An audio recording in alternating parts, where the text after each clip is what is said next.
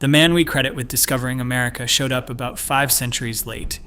Long before Christopher Columbus ever sighted a Caribbean shore, a Norse crew had already pulled their ship onto North American sand, built houses, lit forges, and sailed home again. For generations, this was dismissed as legend, a romantic story told by firelight in Iceland. It is not legend anymore. The proof is in the ground, in the wood, and in the genes, and once you have seen it, the old story is very hard to defend. So here are 7 signs that the Vikings reached America long before Columbus, and the more of them that stack together, the harder that comfortable timeline becomes to hold. Subscribe if you want this kind of buried history every week, because we cover exactly this. The past, the textbooks quietly skipped. The discovery came early, and it came quietly. Watch closely. Sign number 1. There is a Norse settlement still sitting on the Newfoundland coast, and you can stand inside it today. This is the one that ended the argument. For most of the 20th century, the idea of Vikings in North America lived in the same drawer as sea monsters and lost cities, a story nobody serious was willing to defend. Then a Norwegian explorer named Helge Ingstad and his wife, the archaeologist Stine Ingstad, decided to stop guessing and start digging. In 1960, after years of working their way along the coast, following old maps and older stories, they reached a windswept spot on the northern tip of Newfoundland called Meadows. And there, under the grass, was the answer. What they uncovered was not a vague scatter of stones. It was a settlement. Sod-walled longhouses and workshops, laid out and built in the unmistakable style of the Norse halls of Greenland and Iceland. Not the work of the Indigenous peoples of the region, who built nothing like it, but the work of Scandinavian hands that knew exactly how a Viking Age building was supposed to stand. The footprint matched the homeland. The construction matched the homeland. Everything about it said these were people from across the Atlantic who had arrived, settled in, and stayed long enough to raise proper buildings. Think about what that means. For centuries, the sagas described a land to the west, and scholars shrugged them off as invention. Then the ground gave up a Norse village in precisely the part of the world those stories pointed to. The legend did not just survive. It was vindicated, in timber and turf, exactly where it said it would be. Today, Meadows is a UNESCO World Heritage Site, formally recognized as the first confirmed European settlement in the New World. Not the first rumored, not the first claimed, the first proven. It predates Columbus by centuries, and it sits there still, reconstructed and open, on a coast most people could not find on a map. And this is only the foundation. A settlement tells you that people came and built, but it does not, on its own, tell you who they were or when they did it. For that, you have to look closer at the small things they dropped and left behind in the soil. Because the buildings set the stage, but it is the objects inside them that name the visitors beyond any reasonable doubt. So that is exactly where we go next. The houses prove someone was here. The next sign proves who. Sign number 2. The objects pulled from that soil could only have been Norse. A building can be argued over. Maybe the shape is a coincidence. A skeptic might say maybe someone is reading too much into a few mounds of turf. But then you start finding the small things, the items people carry and use and lose, and the argument quietly collapses. Because those things do not lie about who their owners were. The first was a bronze ring-headed cloak pin. To most eyes, it is a small corroded scrap of metal. To anyone who knows the Viking Age, it is a signature. That style of pin, used to fasten a cloak at the shoulder, is distinctly Norse, the same kind worn across Greenland, Iceland, and the Scandinavian homeland. It did not wander to Newfoundland on its own. Someone wore it there. Then came something even more telling, a spindle whorl, a small weight used in spinning thread. That matters far more than it sounds. Spinning and weaving were women's work in Norse society, which means this was not a war band that rowed ashore, looted, and left. Women were here, and where there are women and textile tools, you are no longer looking at a raid. You are looking at a settlement, people who came intending to live, not just to strike and run. The picture gets sharper still. Excavators found iron nails, iron rivets, and clear evidence of a smithy, a place where iron was actually worked. This is the detail that closes the case, and it deserves stating plainly. The indigenous peoples of this region did not smelt or forge iron. So worked iron, sitting in the same archaeological layer as Norse buildings, points in exactly one direction. These were people who knew metal, carried the knowledge of the forge across an ocean, and put it to use the moment they landed, most likely repairing the very ships that had carried them. Take them together, a Norse cloak pin, a spinning tool that says families, not just fighters, a working forge that no local culture could have built. Each one is a fingerprint, and the fingerprints all belong to the same hand. These objects were not traded across the water or washed up on a tide. They were dropped, used, and abandoned by people who were standing on that ground, living their ordinary lives 1,000 years ago. So now we know who. The question that remains is when. And on that, the next sign does not deal in centuries or rough estimates. It hands us a single, exact year. Sign number 3. Science did not just narrow the date down. It pinned it to a single year. 1021. Not roughly the 11th century, not somewhere around the year 1000. One exact year, fixed with a precision that for a 1,000-year-old event almost defies belief. And the way they did it is one of the most elegant pieces of detective work in modern archaeology. It comes from a 2021 study published in the journal Nature, led by Margot Quietems and Michael D. at the University of Groningen in the Netherlands. Here is how it works, and it is worth following closely. In the year 992, the sun threw out an enormous storm of radiation, a burst so powerful it left a chemical spike inside the wood of trees growing all over the planet that year. That spike is a marker, a single bright line laid down in the same year across forests on every continent. Find it in a piece of wood, and you have a fixed point in time you can count from. So the team took timbers, cut at lawns, Meadows, and found that exact spike buried in the rings. Then they simply counted outward, ring by ring, year by year, toward the bark, toward the moment the tree was felled. The count came to 29 rings past the marker, 992 plus 29, 1021. The year the Norse stood there with axes and cut that wood down. And those timbers carried one more detail. They bore cut marks made by metal blades, the kind of clean cuts that come from iron tools, which the local indigenous population did not produce. So the wood does not only tell us the year, it tells us the year that Norse hands, holding Norse iron, were working at that site. Now, a word of honesty, because the researchers themselves are careful here. 1021 is the year we can prove they were active. It is not necessarily the first year they arrived or the only year they came.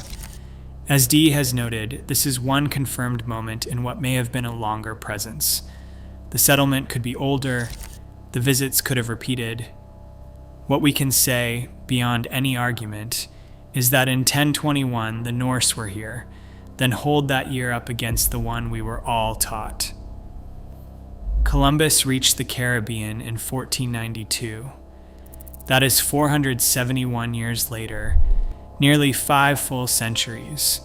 The wood does not exaggerate. It does not romanticize. It just sits there, counted and dated, quietly rewriting the timeline. Sign number 4. They carried home nuts that simply do not grow where they were found. This is the sign that quietly blows the map wide open. because for all that Meadows proves, it has one stubborn limitation. It is a single site on the far northern tip of Newfoundland. It tells you the Norse landed there. It does not, by itself, tell you how far they roamed once they had. And then the dig turned up something that answered that question without anyone expecting it. Among the finds were butternuts and fragments of butternut wood. Small, ordinary things. Except they are not ordinary at all in that location because the butternut tree does not grow on Newfoundland, and it never has. It cannot survive that far north. Its nearest natural range lies well to the south, down around the Gulf of St. Lawrence and into New Brunswick. So a butternut does not simply turn up at Meadows on its own. Someone had to go where the trees grew, gather them, and carry them back. Which means the Norse were ranging much further down the coast than the one settlement we have managed to find. And it lines up with the stories. The sagas call the new land Vinland, Wineland, named for the wild grapes the explorers said grew there in abundance. Grapes, like butternuts, do not grow that far north either. For a long time, that detail was used to mock the sagas, treated as proof the whole thing was fantasy. But put the grapes beside the butternuts in the soil, and the picture flips. The Norse were describing a warmer, richer country to the south, and they were bringing pieces of it home. The archaeologist Birgitta Wallace, who spent years working at the site, reads it this way. Meadows was not the destination. It was a gateway, a base camp, a place to land, repair the ships, and overwinter before pushing further south in the warmer months to where the grapes and the butternuts and the good timber actually were. The settlement we found was the front door, not the whole house. So sit with what that means. Everything we can prove about the Norse in America rests on one small site at the top of Newfoundland, and that one site is already telling us through 3 weathered nuts that they went well beyond it. The map we have is not the limit of where they reached. It is only the limit of where we have looked. The floor, not the ceiling. And there may be a great deal more still waiting in the ground further south. Sign number 5. The old sagas describe a coastline that turns out to actually exist. For centuries, this was the easiest part of the story to dismiss. 2 Icelandic sagas, the saga of the Greenlanders and the saga of Eric the Red, told of Norse voyages to lands across the Western Ocean. But sagas were stories, passed mouth to mouth for generations before anyone wrote them down, full of feuds and dreams and the kind of embellishment that grows on any tale told too many times. Real history, most scholars were not willing to bet on it. And then someone looked at the place names and walked them down a map. Follow the journey south, in the order the sagas give it. First comes Helluland, which in Old Norse means stone slab land. Look at Baffin Island, far to the north, and you find exactly that, a barren, rocky coast of flat stone. Next comes Markland, forest land, and there sits Labrador, its shoreline thick with the timber the treeless Norse of Greenland desperately needed. And further south again lies Vinland, the wineland of the grapes. 3 names, 3 descriptions, and they line up into a real route running north to south down the Atlantic coast of North America. That is the part that stops the skeptic cold. These are not vague poetic flourishes. They read like sailing directions. Stone first, then forest, then vines. In the precise geographic order you would actually meet them coming down that coast. A people inventing a fantasy do not accidentally describe the changing geology and tree cover of a continent they supposedly never saw. The sagas even name the man.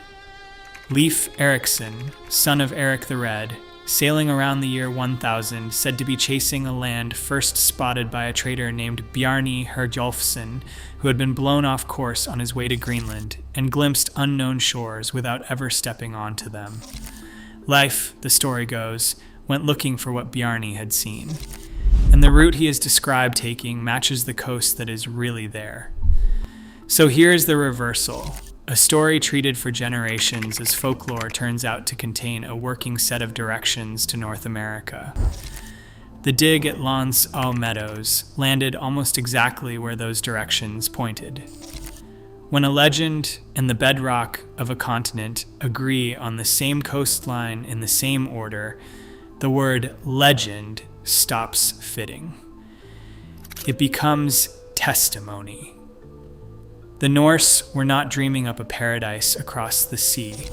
They were reporting what they had seen, and the land itself confirms the report. Sign number 6.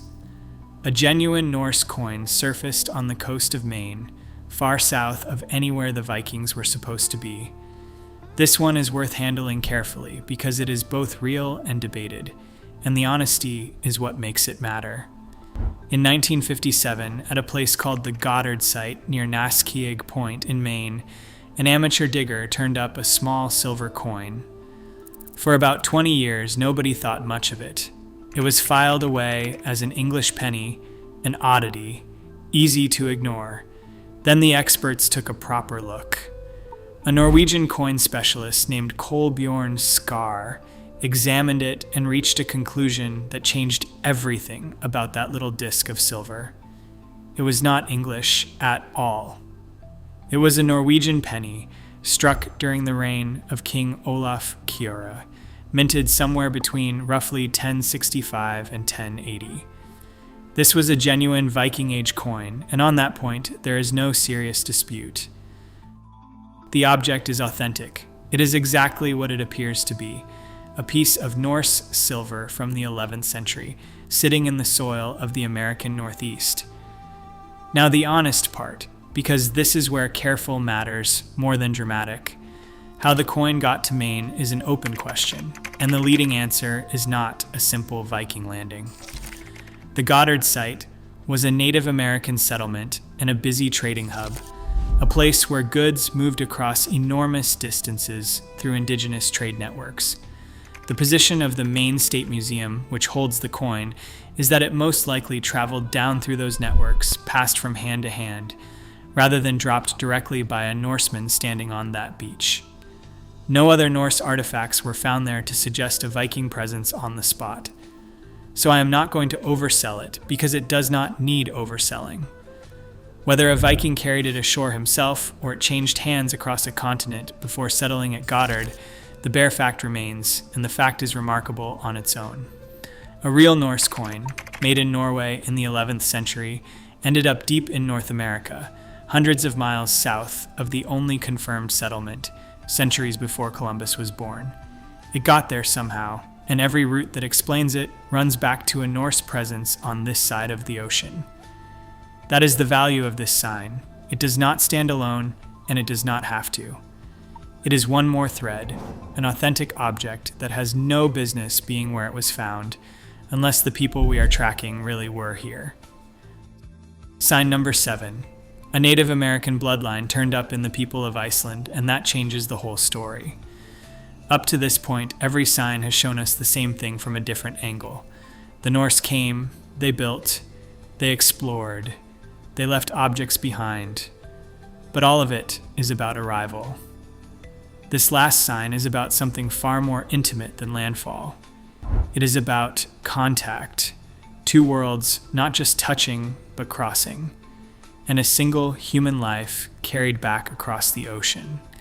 In 2010, a team led by the Icelandic geneticist Sigridur Sunna Ebenesersdottir published a study in the American Journal of Physical Anthropology with a quietly astonishing finding. Inside the population of Iceland, they identified a genetic lineage that did not belong. They named it C1e, and they traced it back through the generations along the female line, century after century, deeper than any recent arrival could explain. That detail, the female line, is the key. So let me be clear about it. This lineage lives in mitochondrial DNA, the kind passed only from a mother to her children. A man cannot carry it forward, which means that whoever first brought C1e to Iceland was a woman. And the leading hypothesis the researchers themselves put forward is striking. A Native American woman brought back to Iceland by the Norse around the year 1000, at the very height of the Vinland voyages. Now the honesty, because this is published science and the scientists are careful, and so will I be. The team states plainly that a Native American origin is the most likely explanation, but it cannot be ruled out entirely that the lineage came from somewhere in Asia or Europe instead. The exact match has not yet been found in a living American population, and until it is, the case stays a strong probability rather than a closed file. I am not going to dress it up as certainty it does not have, but sit with the weight of it even as a probability. Every other sign tells us the Norse reached a place. This one suggests they reached a people.